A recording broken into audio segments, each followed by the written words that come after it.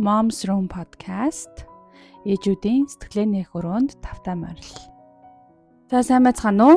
Ингээд манай подкастны 3 дахь дугаар эхэлж байна. За тэгээ өнөөдрийн дугаарын маань зочноор Алтан Туяа Агийн маань оролцож байна. За тэгээд сайн уу Аги? Сайн байцгаана уу? Подкаст сонсож байгаа өдрийн мэндийг хүргье. За тэгээ Аги битэрийн хувьд болохоор нэг айлын бирүүд байгаа. За битэр хоёлоо эрдэнтийнх нэг нутгийнх байгаа. За тэгээд одоо ингээд Аги маань манай нөхрийн ахын эхнэр гэсэн үг. Тэгээд хамгийн бас ойр дотны гэр бүлд байгаа хүмүүс маань учраас ингээд ярилцахаар өнөөдөр ирсэн байна. За тэгээд өнөөдрийн подкастыг хоёлаа ерөнхийдөө анх нөө ээж болж исэн үеийн дурсамжтэй мэдрэмж. За тэгээд тэрний дараа ээж хүүхдээ төрүүлээд сэтгэл санааны байдал нь ямар байсан талаар ярилцаад эхлэе. Аги маань өөрийгөө бас товчхон танилцуулъя те. За бүгдэнд нь өдрийн мэнд дахиад мэдчихлээ. За намайг Алтан Туяа гэдэг гэр бүл судлаач мэргэжилтэй. За энэ мэргэжлээрээ бол 5-6 жилийн хосын сэтгэл зүйчээр ажилласан. За энэ жилээс ер нь бага насны хүүхдүүдтэй яг гэр бүлийн цөм рүү орж ажиллаад явж байгаа. За тэгээд хамгийн анх 26 настайдаа ээж болсон. 25 тадаа жирэмслээд тэгээд 26 тадаа төрсөн. Тэгээд охин маань одоо 4 настай. Хөрхөн хурц тод хэлтэй, өөрийгөө илэрхийлэх чадамж нь айгуу сайн өндөр, өөртөө итгэлтэй тийм охин байгаа. За тэгээд яг төрсний дараах үе бол надад айгуу хэцүү байсан. Тэгээд яг төрсний дараа сэтгэл готрал гэдэг юм бас өөрийнхөө биеэр сэтгэл зүгээрээ туулж давж гарсан. Тэгээд тэр үе бол тийм амар бас байгаагүй. Тэгээд тэрний талаар ойлгодог, тэрийг мэдэрсэн ээжүүдийн адил бас тийм мэдрэмж авсч үзсэн юм байна. За тэгвэл яг энэ готраад байгаа гэдгийг яаж мэдчихсэн бэ те? Яаж тэрийг даван тулсан бэ гэдэг талаар хэлцээ те. За намайг төрсний дараа манай нөхөр ер нь бол маш ховор төрлийн хор тавдартай гэдэг онш гарч ирээд тэгээд тэр оншоо намайг төрсний дараа манай нөхөр маань ер нь бол бүр эрт мэдсэн байсан л да. Тэгээд аюулын дэтэлгүү төрөөсэй гэд над хэлээгүй байжгаад тэгээд төрсний дараа угаасаа ковид үе байж таарсан нэгдүгürt. Тэгээд хоёрдугаарт нөгөө имлэг домлогоор явах чинь жоохон хаалттай хэцүү болоод эхэлсэн.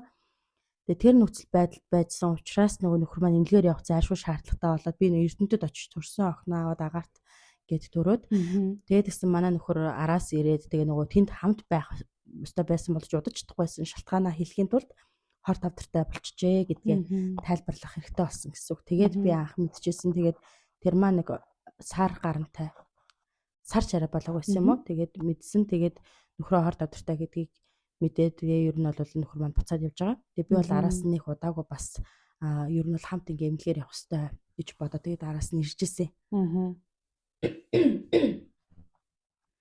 За тэгээд ер нь бол нэрээд хамт байжгаад нөхөр маань гадагшаа амжилтанд явахаар болоод тэгээд Монголд бол нугасаа амжилтгдэх нь бол байж болно. Гэхдээ ер нь бол баталгаатай биш. Тэгээд Эслонс явахаар болсон. Тэгээд би одоо охиноо орхиод хин нэгэнд орхиод те. Тэгээд нөхрөө дагаа Эслонс руу явах уу?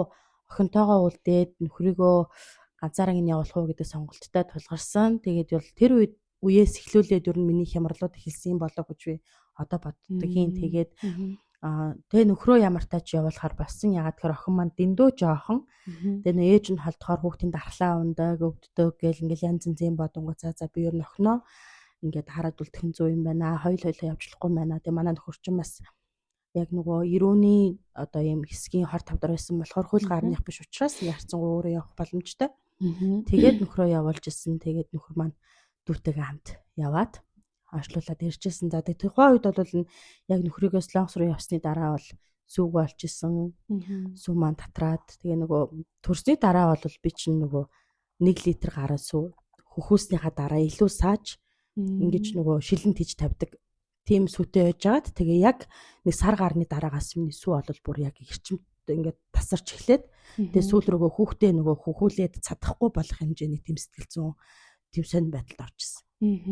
Төрсний дараа нөгөө нэг сэтгэл санаа хямрах үед яг сүү татарчдаг те ингээд шууд ингээд илрээд гэх юм уу тэрний нэг шинж тэмдэг нь яг тэр байгаад байгаа. За тэгээд ерөнхийдөө тэр сэтгэл готрол хүнд байдал хэр удаан үргэлжилсэн бэ? Тэгээд тэндээсээ гарахын тулд те юу хийсэн бэ? Талаар жоохон ярил. За тэгээд нөгөө дахиад ковид үе байгаа шүү дээ тэр үе маань. Тэгээд сэтгэл готрлоос гарахын тулд хийсэн зүйл маань бол би нөгөө юм нэхэж эхэлсэн. Онлайнаар утас захиалаад зүү захиалаад тэгээд нөгөө яг хуу төмрийн хормор орно морно гэж тэгдэглээсэн л да. Гэхдээ би болохоор нэг 3 сартаагаас эхлүүлээд юм нэгч эхэлсэн. Тэгээд тэгжээч миний бодолсон арай зэгцрээд би нэг жоохон арай өөр юм төвлөрөө, тоондоо төвлөрөөд ч юм уу тийм юм нэгт ч нөгөө тэдэн ширхгийг тоолоод тэдэн ширхгийг оёол гэл ингээд явна. Эхнээ үзтгэлсэн амар дутургүй байхад бол хизээч надаас ингээд нэг юм зөв нэхмэлтэй юм гарахгүйсэн байхгүй. Бүгд ингээд онцролдоол ингээд айгүй үзсэн. Тэгээд яваандаа миний ингээд бодолсноо гайгүй болоо. Тэрний ачаар өөр нь айгүй гайгүй. Тэгээд тэр үе даван туулсан. Тэгээд үргэлжилсэн хугацааг нь бодохоор би яг нөхрийгөө ирэх хүртэл юм болов гэж боддог. Манай нөхөр Солонгос руу яваад нэг сар гарan болоод ирсэн байхгүй. Тэгээд тэр үед онцлуулаад тэндээ дахин онцлогоо эмчилгээ шинжилгээнүүдийг хийлгээд ирсэн. Тэгээд тэр хүртэлх байх гэж боддог. Миний ер нь төсвийн дараас сэтгэл зүйн байдал маань одоо зүгээр өөрийгөө ажиглахаар нэлийн хүн төвшөндөө очсон байсан. Яг нөгөө бид нэр 9 давхар амьдардаг байсан. Тэгэл би байнга тэр цонх руу хүүхдтэйгээ хамт нисчих ёстой юм шиг. Эсвэл хүүхдээ унгаагаад араас нь эсвэл өөр унаад араас нь ч гэдэг юм нэг ийм бодлоод бүр айгүй гүнзгий төрдөг. Тийм нэг юм тэгээ би тэр үедээ за миний сэтгэл зүйн айгүй ивэм шулчлаа. Би эрүүл биш болчлоо гэдгийг айгүй сайн мэдрээд тэгээ тэр үедээ би шууд ингээд цохноосоо холдоод нөгөө рүү явдаг ч юм уу. Яг иймгүй арга хэмжээнүүдийг авдаг байсан. Тэгээд одоо бол тэр үе маань ингээд буцаад бодохоор надад яа би яаж ингэж давсан бодоо гэмээр амар үе. Гэхдээ зүгээр тэрний давах болсон шалтгаан нь нэгдүгээрт би тэр юм ойсонтой холбоотой. Түүнээс биш яг тухайн үед энэ асуудлыг би даван туулна, энэний ард гарах ёстой, чи хүчтэй авах ёстой гэдэг юм юу ч боддоггүй байсан. Над ямар ч тийм тэнхэл байдгүй байсан. Зүгээр л би ингээд яаж одоо энэ асуудлуудын ард гарьяач гэдэг бодол байхгүй зүгээр л ингээл орчдөг байсан. Тэнгүүд үе бод хүрдэг бодол нь тэгэл ингээл унчхаансан гэдэг бодол орж ирдэг байсан. Тэгээд за ингээд төрөөд яг удааг байхад хүнд мэдээ сонсч шít те. Тэгээд тэр үед яг ямар бодлууд төрж исэн бэ? Одоо ингээд агааг те нөхөр нь ингээд за би хор товтортой байна. Тэгээд бас ховор төрлийн болохоор ингээд яаж имжлэгдэх нь бас тодорхойгүйсэн тэр үед те. Эсвэл яг оншин зүв гэдэг дээр бас амар эргэлзээ байсан. Тэр үед ингээд ямар бодлууд, мэдрэмжүүд төрж исэн бэ? Яг уу амьдрал дээр ийм байдаг юм уу гэдэг асуулт орж ирж байсан. Одоо кинон дээр л байдаг те хардаг гэж боддог байсан зүйл миний амьдралд гарч эхлэх үе бол айгу тийм төсөөлөхөд бол тийм бодоход бол яг үндэ итгээгүй төсөөлөхөд ч итгээгүй. Тэгээд хотод ирээд эмнэлгээр хамт яваад тэгээд нөхөр маань надад мэдрэмжээ хуваалцаад анх сонсох үед ямар байсан. Тэгэл нөхөр маань бас хамт сэтгэл готролд орчиж байгаа юм л да. Тэгэл нөгөө би ингээл одоо гэр бүлтэй болоогүй байхдаа тий хүүхэдтэй болоогүй эхнэртэй болоогүй байхдаа би энийг мэдсэн болвол би ингэж 2-2 хүн зогоохгүй дээ гэж боддог гэл ингээл тэр мэрийг ингээл мэдрэмжүүдээ хуваалцж эхлэхээс ахвал над тэр нь бол ингээл аяга хэцүү мэдрэмжүүд ингээл араас холтол орж эхэлсэн л дээ. Тэгээд зүгээр нэг имийг амар сайн толгоон дотроо бүр яг ингээд ягштал өөртөө суулгуулад итгүүлээд тэгээд нөхөртөө итгүүлсэн нь хүн болго ханаад хүрдэг. Гэхдээ ингээ ханаад хүрчлээ одоо би өвхөндөө гэж боддог хүн байхгүй тий. Энэ бол өвчин. Ханаад бол өвчин.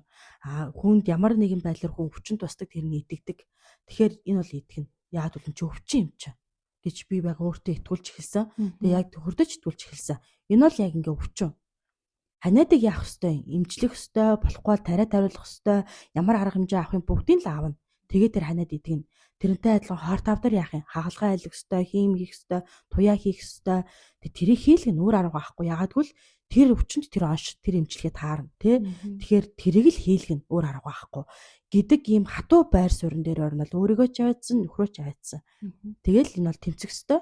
Эний ард гарах ёстой, амьдрах ёстой, амьдрал үргэлжлэх ёстой гэдэг ийм байр суурин дээр очиод тэгэл ер нь бол бид тээр ингээд өвчин эмчин идэгнэ гэдэг байр суурин дээр л очисон.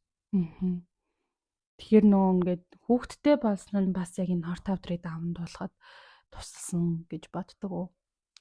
Тэгдэг одоо нөгөө ганц би байсан хүн үр хөвгттэй болно гэдэг чинь айгүй өөр мэдрэмж юм бэлээ. Яг ингээд надаас шалтгааллах, надаас хамааралтай хин нэгэн амьдралд байна гэдг нь айгүй өөр мэдрэмж юм байна лээ.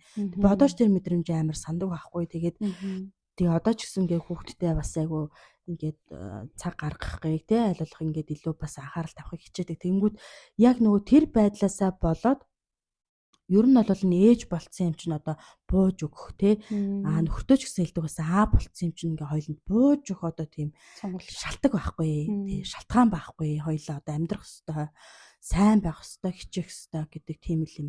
Ер нь бол зүгээр яг үнэхээр жоохон шахалтаар шаардлагаар энэ үеэ бол даван туулсан. Тэгээ одоо ч энэ тэгээ тэмцэл явж байгаа л да. Яг тухайн үеийн мэдрэмжүүдээ хамгийн анхны тэр хэцүү байсан цаг хугацаа бол жоохон тийм байдлаар бол даван туулсан гэж одоо боддог. За тэгээд төрөө Солонгос яваад ирээд тэгээ бас бүх юм бас зүгээр болоогүй шүү дээ. Хорт тавдрын юм дээр имчилгээ юм дээр тэр үе шат процессуудаараа нь яаж явагдсан. Тэгээ тухайн цаг үеүүдэд бас тэ эхнэр бас ээж одоо ханы хувьд тэ сэтгэл санааны байдлууд ямар байсан талаар болцооч.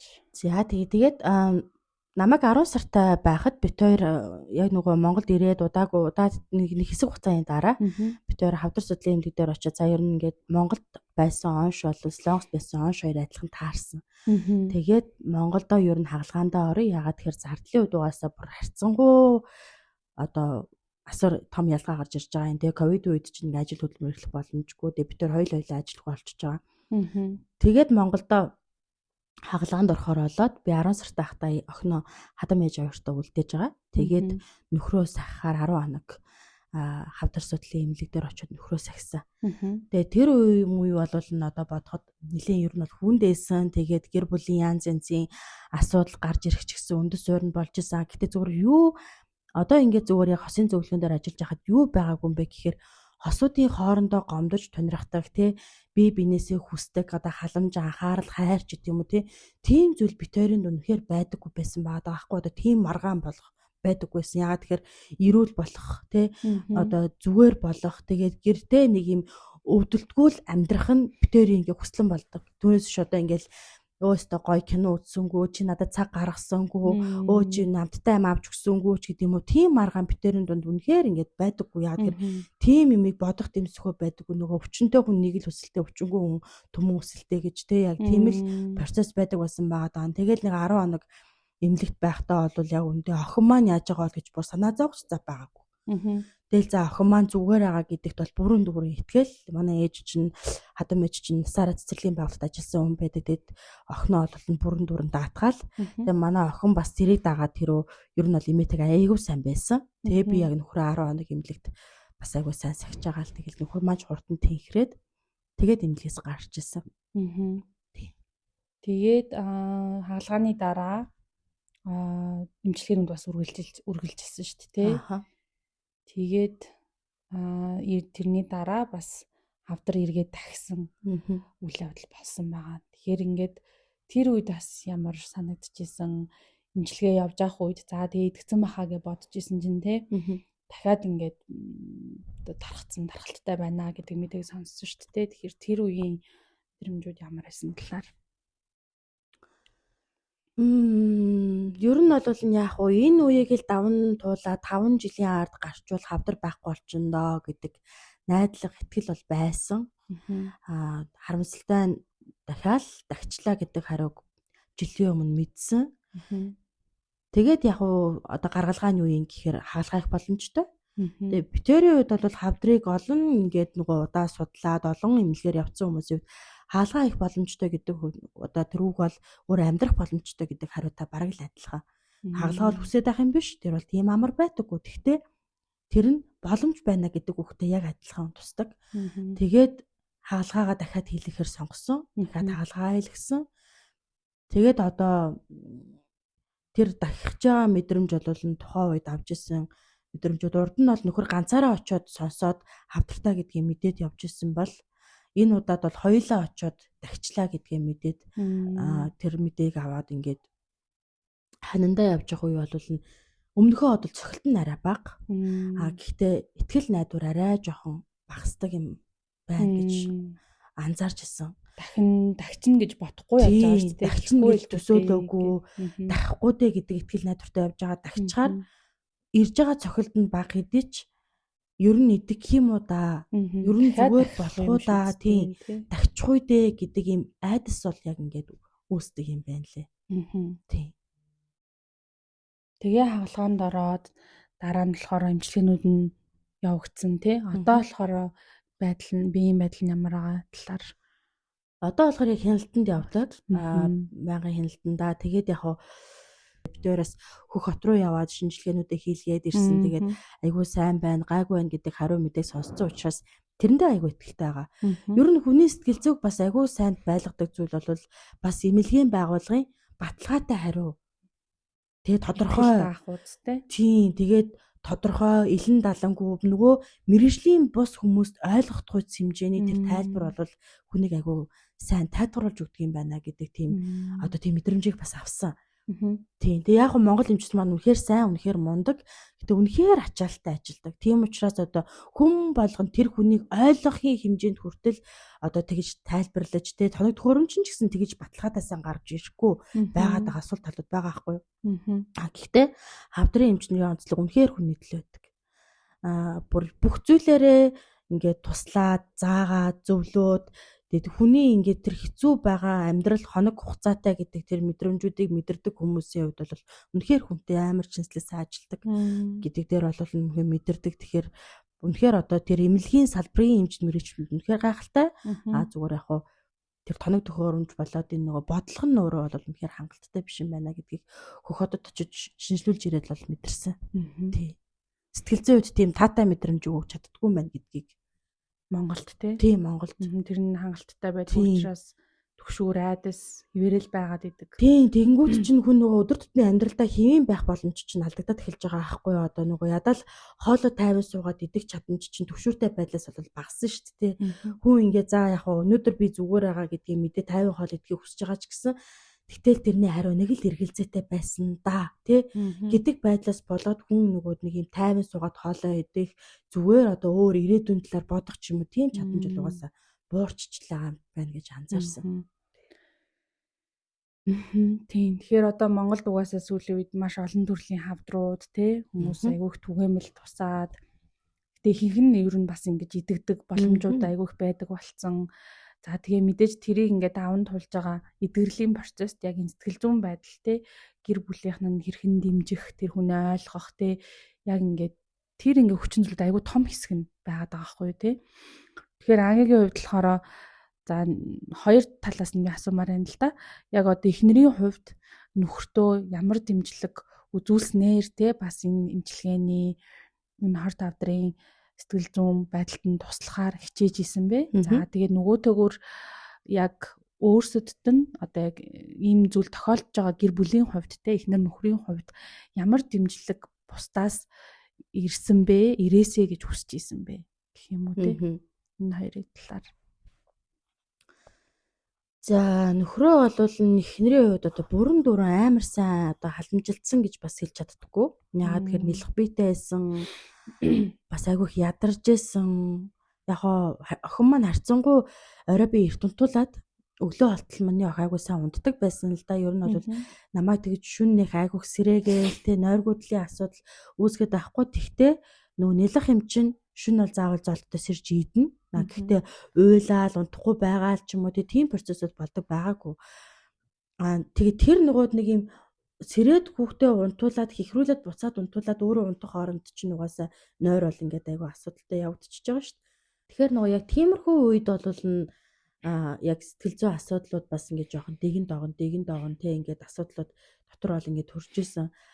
Тэгээд нөхрөө бол бас тэгтэл нь бас айгүй сайн дэмжсэн гэж бодгоо. Гэхдээ нөхөр маань айгүй сайн сэтгэлийн тэнхээтэй байсан гэж боддог. Одоо надад энэ асуудал тулгарсан бол яах вэ гэж юу нь бол өөрөөсөө би нийлэх биш нэлээд олоодаа асууж ирсэн. Би энэ хаалгыг даван туулж чадах уу те? Би энэ сэтгэл зүйн асуудлыг даван туулж чадах уу? Би ийм оншийг сонсчод би энийг даван туулж чадах уу гэдэг юм надад нэлээд олоодаа тулгарч ирсэн. Хүн одоо жишээ нь Монголд бол хөхний хойд дотор маш их хэмжээгээр бүртгэгддэг хүмүүс биднэ. Гэтэл тэрийг хүн өөр дээрээ сонсоход хэцүү байдаг шүү дээ. Тэр айгүй хүн тусдаг. Гэтэл Монголд ч байхгүй. Ер нь ингээд дэлхийд ховор тохиолдол байдаг.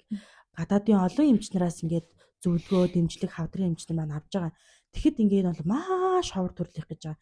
Тэгэхээр баг байхгүй шахуу миний энэ хавдар идэх үү гэдэг тэр эргэлзээ, тэр айдас, тэр мэдрэмжүүдийг давж гарсан гэхээр би нөхрөө айгуу сэтгэлийн тэнхээтэй. Тэгэд ер нь бол ингээд амьдрах айгуу хүсэлтэй, амьдралд хайртай. Тэгээ ингээд ихнэр хүүхдтэй хайртай, ижээ аавтай хайртай ийм хүн байсан болохоор би яах вэ? Тэ миний өвдөх, миний энэ асуудлуудыг мэдрэх мэдрэмж яах вэ? Энэ ард байгаа хүмүүс маань миний мэдрэмжээс олж зовх уу дээ гэдэг одоо тэр сэтгэлээрээ давн тулсан болов уу гэж би боддгийн.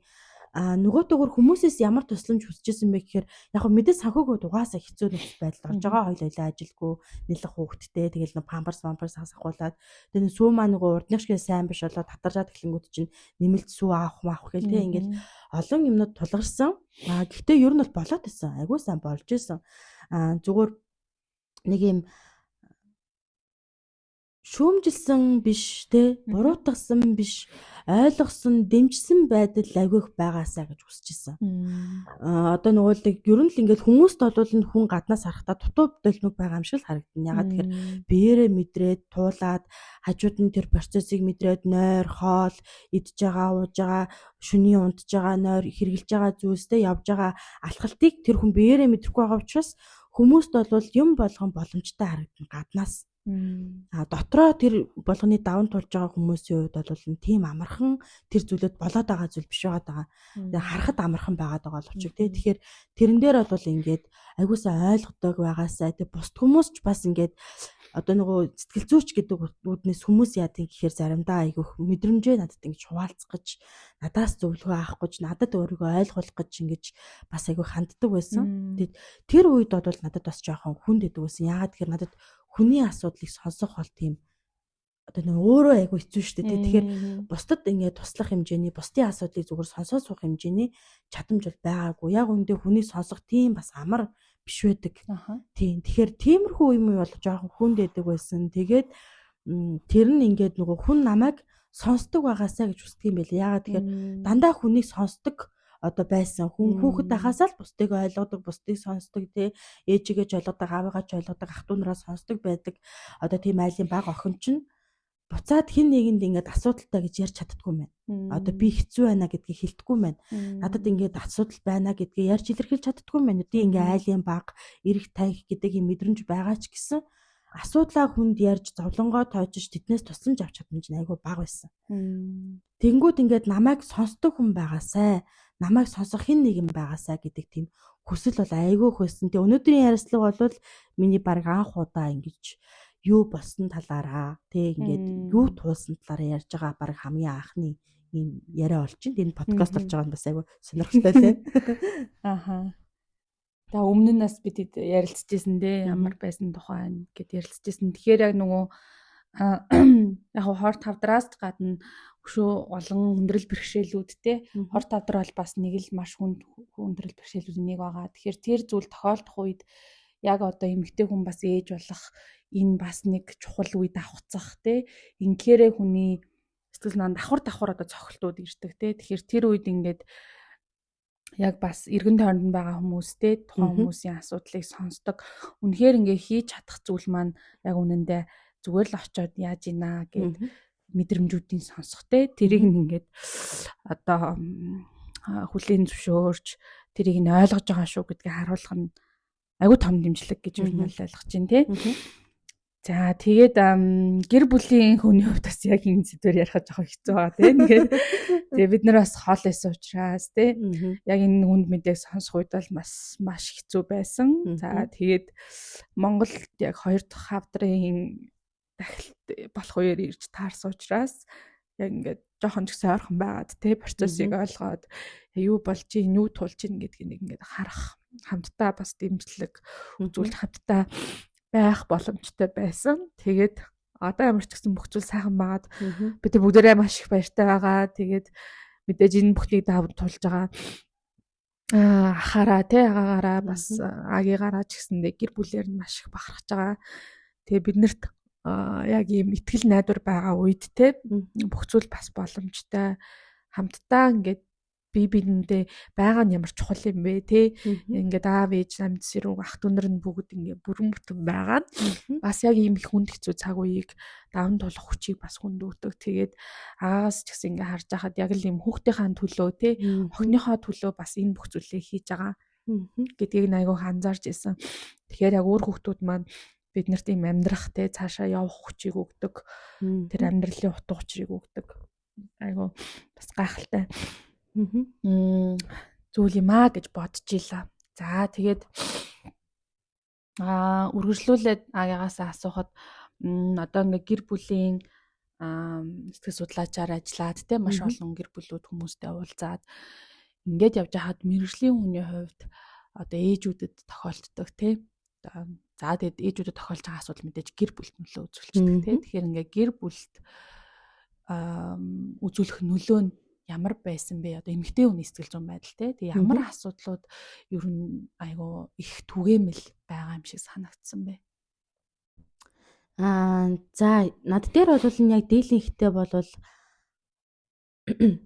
за над дээр бол дийлэнхтэй бол яг нөгөө араар тавилтын асуудалтай гэр бүлүүд салах одоо шийдвэрийг гаргацсан ирж байгаа тохиолдлууд айгүйх байдаг байсан. Тэгээ яг салчиг гэхээр үр хөвгтүүд байгаад байдаг. Амьдралаа авч үлдэх хэрэгтэй байгаад байдаг. Тэг яах вэ гэдэг юм одоо нэг юм хэцүү нөхцөл байдалд очсон тий үр хөвгтөө бодохоор амьдралаа бодох хэрэгтэй, өөрийгөө бодохоор салах хэрэгтэй болсон ээжүүд бол айгүйх ирдэг байсан. Тэгээд зарим маш бага хувьд нөхрүүд нь хамт ирдэг. Тэгээ яг хоо эхнэр бол нь ер нь за би энэ хүнтэй амьдрахгүй би салнаа гэд шийдсэн байгаа тохиолдолд бол тэр бол тэгэл салхаар л дуустдаг байгаа. Эхнэр энэ амьдралыг авч үлдэх хэрэгтэй байна. Тэгээ энийг ингээд сайнаар шийдэх хэрэгтэй байна гэж ботцсон байгаа үед бол тэр амьдрал үргэлжлэх боломжтой магадлалтай арай өндөр байгаад байгаа гэдэг ийм юмыг аягуусаа ажиглаж ер нь харж байсан. Тэгэхээр ер нь бол эхнэр хүн тэр амьдралыг авч үлдэх сонголтоо гаргасан үед бол амьдрал үлддэг юм байна.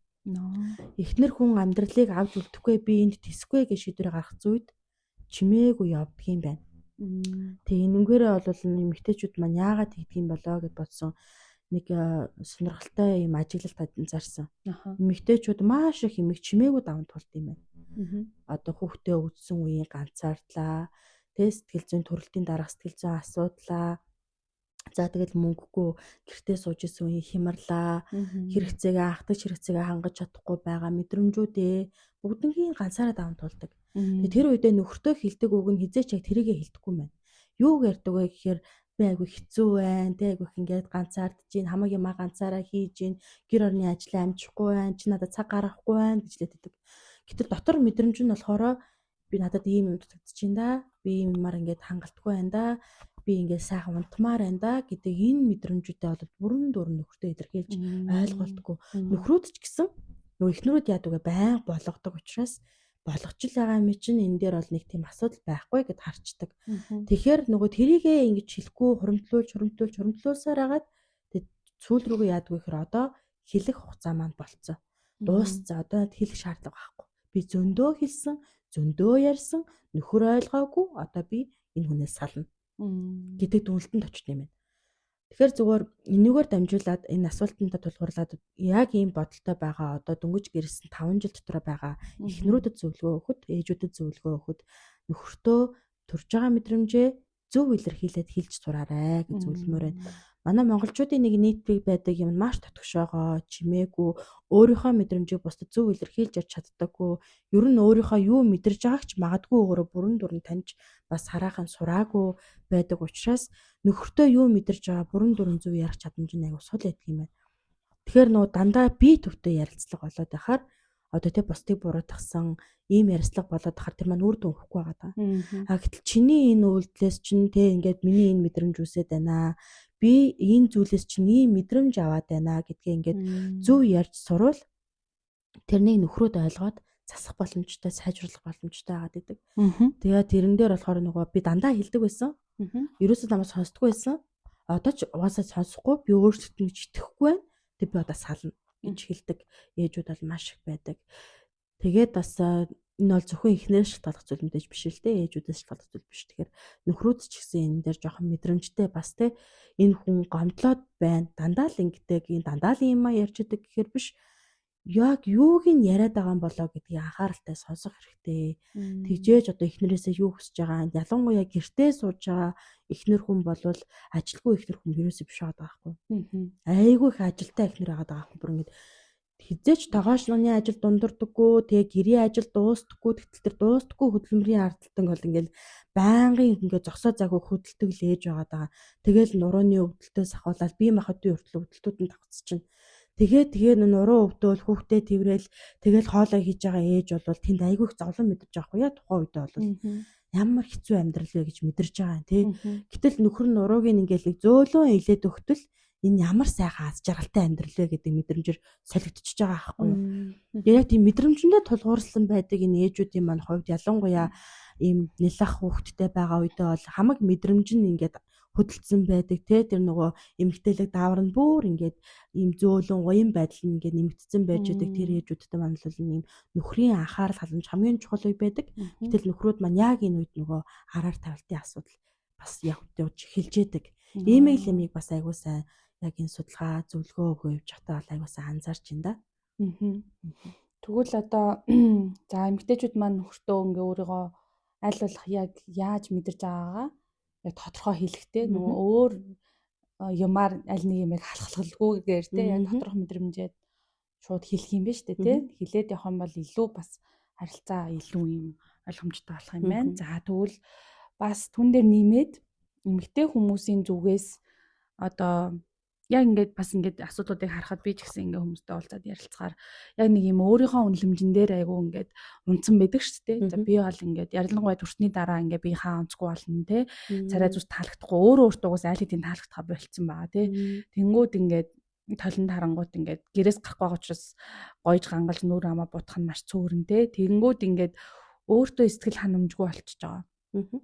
Тэр ингээ удахаараа ингээ өөртөө хайргууч юм шиг хиндч үн цэнэгүй юм шиг болоод эхэлдэг те. Тэгэхээр тийм мэдрэмжүүдийг одоо яг яаж илүү өөрчлөх боломжтой вэ? Юу хийвэл гэх юм уу те? Илүү юм өөртөө ихтэй өөрийгөө хайрлсан болж болох бол.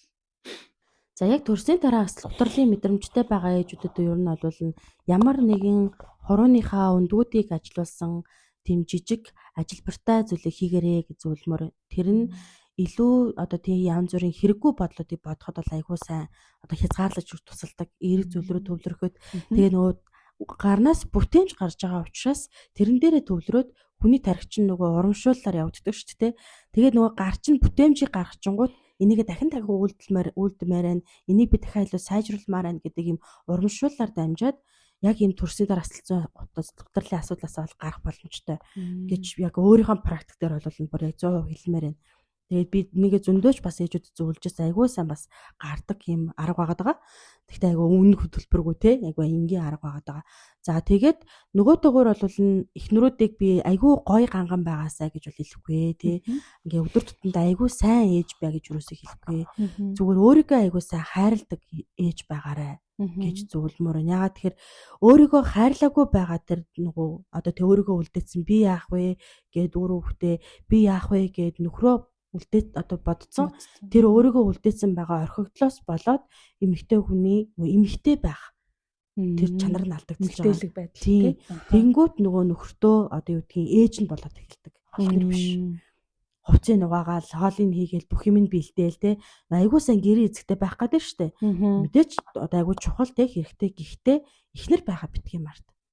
Тийм нөгөө ядардаг байхаа битгий март, өөртөө цаг гаргахаа битгий март, тийм эрхэлдэг байхаа битгий март, тэгээд өөртөө цаг гаргаад гой сайхандаа анхаарал тавихаа битгий март.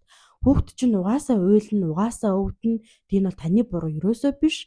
Тэгэхээр хүүхэд уйлахыг аав дуугаа олгож аргадаж сурах ёстой. Тэгээ нөхөр авахаараа ингээд дуугаа олгож чаддаггүй маа гэд хүүхдээ өөрөө л авдаг битгий бай. Тийм. Нөхөр чинь тэрийг дуугаа болгох арга техникийг өөрөө олох ёстой. Аргалж сурах ёстой. Тэгээ тэрэн дээр мэдээж хэрэг ээжүүдийн нөгөө уян зөөлөн байгалийн шинж чанарынхаа зөвлөгөөгөө өгнө. Дэмжлэг үзүүлэн нөхөртөө ингээд аргалаараа хараа ангичээрээ тэгчээрээ те зөвлөгөө өгнө. Тэгээд тэгж зөвлөгөөгөө өгөөд хэрэгтэй зүйлүүдийг бэлдэж өг. Тэгээ өөртөө бити цаг гаргахаа хойшлуулаарай. Тэгээ өөртөө ингээд цаг гаргахаа бити хойшлуулаарай гэж зөвлөмөр байна. Тэгэж чадвал ингээд ихнэр хүн гоёороо байна, сайхнаараа байна, эмгтээлэргээ байна. Тэгээд одоо юу гэдэг тэр гутрлын мэдрэмжүүд нь ингээд багасна. Өөр дээрээ хитрхи хачаал авсан эмгтэй хүн л маш их юм ядруу, стресстэй, Мгм. бухимдалтай хүүхдтэй ч чанартай ингээд ээж байж чадахгүй байгаа юм шиг мэдрэмж өөртөө аваад нөхөртөө ч ихнэр байж чадахгүй мэдрэмж аваад ингээд байгаа. Гэтэл Мгм. тэр болгоны балансыг тааруулчвал та хангалттай супер ээж байгаа. Мгм. Тийм. Тэгэхээр тэнд юу орхидод байгаа гэвэл өөрөө өөртөө л орхидод байгаа. За тийм. Айгуу санал нийлж байна гэхгүй те. Угаасаа яг нэг юм эмэгтэй хүн гэдгээ заримдаа мартцсан явж идэв шүү дээ. Тэгээд ингээ гэрээ хувц мувцал ингээ ойлгомжтой те. Бүр ингээ амар хачин юм өмсцэн те. Тэгээд ингээ гэр мөрт бол өсмөс арцгаастай. Тэгээд өчтөрхөн би ингээ найзтайгаа ярьж байхдаа би тэр тэгж бас ярьсан яг юм эмэгтэйлэг байдлаас сэргээх чинь хүнийг ингээ өөрөөгөө гоёор мэдрэхэд амар нөлөөлөх юм байна. Ядчил юм гэрээ хувцс ч гэсэндээ бас нэг юм эмэгтэйлэг гоё цэвэрхэн те надад гоё мэдрэмж төрүүлэх. Тэгээ ингээд гэрийн шахаа нүртэл нэг юм гоё эмэгтэйлэг хөөрхөн байдаг ч юм уу те. Яг ингээд жижигхэн юмнаас эхлээд тэгээ тэр эмэгтэйлэг одоо сүнс эмэгтэйлэг байдлыг сэргээдэг зүйлүүдийг хийхтэй одоо тасгал ёг, бүжиг ч юм уу. Яг нэг юм эмэгтэй хүн гэдгээ мэдрүүлдэг тэр жижигхэн үйлдэлүүдийг хийх нь бас яг сэтгэл зүйн байдлаа доктортой байхад туслаад байна тийм. Тэгээд Агагийн хэлж байгаа нөгөө гараасаа бүтээл гаргана гэдэг бол бас айгүй гоё зүйл байла. Яг юм бодтой ямар нэг юм хийж байгаа мэдрэмж тэндээс авахаар. Тэгээд тэнд нөгөө анхаарлаа төвлөрүүлчихээр элдв янзын бодол руугаа төвлөрөхгүй байх гэдэг шүү дээ. Тэгэхээр ингээд айгүй гоё үр дүн гарах юм байна гэдгийг харж байна.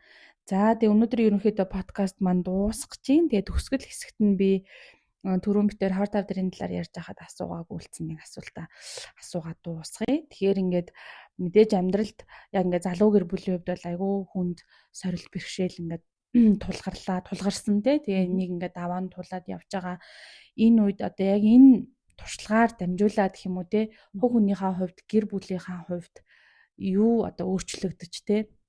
Юуг энэ туршлагаас олж авсан бэ гэж асуумаар байна. Тэгээд бусад гэр бүлүүдтэй адилхан нөгөө энэ эрүүл мэндийн асуудал маань багасаад ирэхээр адилхан л нөгөө асуудлын дунд гардаг маргаан гарч эхэлсэн. Адилхан л нөгөө хүмүүсийн мэдэрдэг мэдрэмжүүдийг мэдэрч эхэлсэн тий. Яг гоо тэр нь арай хожуу явагдсан гэж ер нь бол одоо анзаарддаг үечлээрээ ч юм уу тий мөчлөгөөр харахаар арай хожуу явагдсан гэж анзаардаг. Зүгээр нэг айгүй сайн давуу тал нь юу болсон гэхээр хэцүү цаг үеийг хамтдаа даван тулсан хүмүүс аливаа асуудлын ард гарахтаа бас хамтдаа гарах чадамжтай байдгийм байна гэдгийг айгуусаа анзаарч ирсэн. Яг одоо юу гэдгийг битэрийн голд үүссэн байсан гомдлууд, мэдрэмжүүд болвол те ингээд тухайн үед жоохноор бас ингээд үүссэн байсан байгаа даахгүй одоо ингээд өвчтэй байх үедээ ч юм уу те ингээд тухайн үед бол тэрийг илэрхийлэх тэрний тухай ярих ямар ч завдал боломж байгаагүй боловч тэр нь ингээд бас байсан байгаад байгаа. Тэгээ тэрнийг ингээд буцаад зүгээр болоод хэвэн болсны дараа харилцаа маань урагшламаар байх ёстой шүү дээ. Урагшлахын тулд тэр асуудал маань сөхөгдөж эхэлж байгаа байхгүй. Тэгээ тэр даруйд нь ингээд шийдээд тэгээ хин хинээс нь хичээл зүтгэл гарч иж л хосын харилцаа ер нь одоо урагшлна. Аль альнаас нь ухаан гарна, аль альнаас нь төсвөр төвчөр гарна. Түүнээс шиг ингээд таарад тохироод ингээд бүрдээд тэ ээж бүрэн сайхан цогцоолоод амьдардаг хосууд гэж бол бүр хаанч байхгүй. Тийм заяагдмал зүйл бол биш. Зүгээр тэрийг бүтээдэг юм байна хосууд. Тэгээд одоо бол яг энэ асуудлуудаа даван туулаад явж байгаа хосуудын л адил байгаа. Харилцааны хаж дээр бие махбодын сэтгэл зүйн тэ бүх асуудлуудаа даван туулаад явж байгаа хосуудын нэг. За тэгээд одоо ч магадгүй янз бүрийн одоо сэтгэл зүйн асуудалтайгаа бас л датад тэмцээд явж байгаа. Гэхдээ нөгөө гутрлын мэдрэмж бол мэдээж байхгүй болцсон. Одоо бол тэрнээсээ бол бүрэн дуран бол гарцсан байж байгаа. За тэгээд бусдад асуудал зөвлөгөөгөө өгөөд явж байгаа. Тэгээ хүүхдүүдтэй ажиллаж байгаа гэд бүтээмж маань бол илүү ингээд бас чанарчаад эхэлж байна. Тийм. Тэгэхээр бол ингээд харьцангуй бас сайжирж байна гэж бодогдож байна. Тэгээ залуу хүмүүст бол бүгд нь л адилхан амьдрал адилхан байна. Бүх хүнд жижиг том гэлтгүй одоо их баг гэлтгүй бүгдэнд л асуудал тулгарна, бүхэнд л асуудал бэрхшээл байна. Гэхдээ тэрний даван туулах ёстой. Тэрэнд хоёулаа хичих ёстой. Хин нэг нь амьдралаа авч үлдэх гээд хин нэг нь амьдралааг амар хичээгээд гой болгоод байгаа юм бол байдаггүй гэдгийг бас хэлмээр энэ бас зарим асуудал маань би л амьдралын төлөө явж ил гэж агиох ярьдаг. Тэр ойлголт бол хиндэн ч байдаггүй шүү тий. Одоо жишээ нь нөхөрчин өвчтэй байсан юм чинь одоо чийл их хичээжтэй ч юм уу тий. Бас тэгж хэлэх хүмүүс ч гэсэн байдаггүй. Энэ бол адилхан хоёр хүн хоёр талаасаа хичээж агаад учраас энэ амьдрал ингээд бүрэн бүтнээрээ байждаг. Хин нэг нь хичээхэ болж эхлэх юм бол угаасаа тэр галтрыг явахгүй. Тийм. Тэгэд ингээд зогсно. Асуудал ингээд бутрам тарам ч юм уу тий. Процесс явагдана. Тэгэхээр хинийх нь хичээл зүтгэл юу ч болж исэн үргэлж байх ёстой. Ямар ч тохиолдолд. Тийм. Тэгээд тэгжээжлэн залуу осууд маань сайхан нөгөө 20 30 жил амьдарсан туршлагатай аав ээжүүд өвөө эмийнхээ адил ийм сайхан доктортой гэр бүлийг авч үлдэж чадсан. Тийм эрүүл сайхан гэр бүлүүд болж чаднаа. За баярлаа. Тэгээд яг одоо хүндээл бэрхшээлийг туулж байгаа тий гэр бүл ээжүүд маань байгаа бол эдгээр туршлагууд нь танай гэр бүлийг усын харилцаагтаа тий хүчрхэгжүүлэх юм шүү. Хамтдаа энэ бүх зүйлээ даван туулаарай. Хамтдаа хичээгээрээ цаг хугацаа ингээд бас тий нөхцөл байдлуудыг өөрчилдөгөө. Тэгээд сэтгэл готрол хүнд хэцүү цаг үеуд бас ингээ өнгөрдөг шүү гэдгийг та нартаас дахиж сануулж хэлье. Тэгээд хэрвээ хэн нэгэн хайртай нэг нөвдсөн бол тэг үргэлжлүүлэн хүчтэй агаарай, итгэл найдвараа битгий алдаарай гэж сонсож байгаа хүмүүстээс хэлмээр байна. Тэг өнөөдөр сэтгэлээ нээж ярилцсан Агида баярлалаа. Урьсанд баярлалаа. Гоё ярилцлага боллоо. За тийм тэгээд сонссон бүх хүмүүстээс баярлалаа. Тэгээд дараагийн дугаараараа бид нэр бас өөр олон ээжүүдийг урьж оролцуулнаа. Тэгэхээр манай подкасттай хамт байгаарай. За баяртай. Баяртай.